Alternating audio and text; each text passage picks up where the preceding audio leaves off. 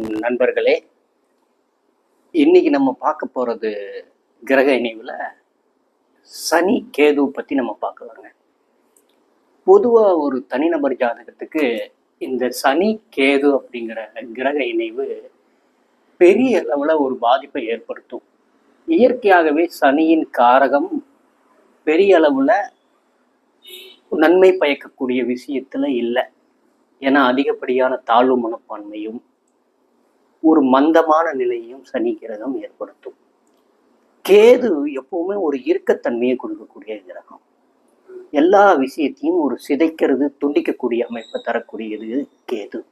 அப்போ இந்த சனியும் கேதுவும் இணைந்த ஒருவருடைய ஜாதகத்தில் லக்னத்தில் எந்த பாவகத்தில் இருக்கிறதோ அந்த கிரகத்தின் தசாபுத்தி காலத்தில் ஜாதகர் நிச்சயம் பாதிக்கப்படுவார்.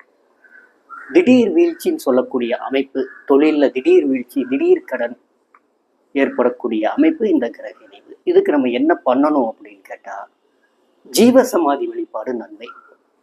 ஜீவசமாதி அப்படின்னு பார்த்தீங்கன்னா சித்தர்கள் ஜீவசமாதி அடைந்தவர், சித்தர்களுடைய சமாதியில் வழிபாடு பண்றது சிறப்பு. ஜீவசமாதி இருக்கக்கூடிய கோயில்களில் வழிபாடு பண்றதும் சிறப்பு.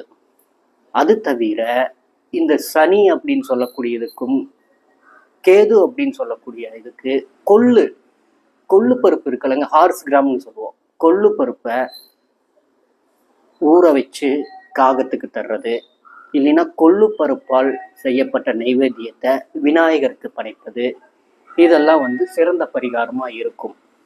நன்றி, வணக்கம்.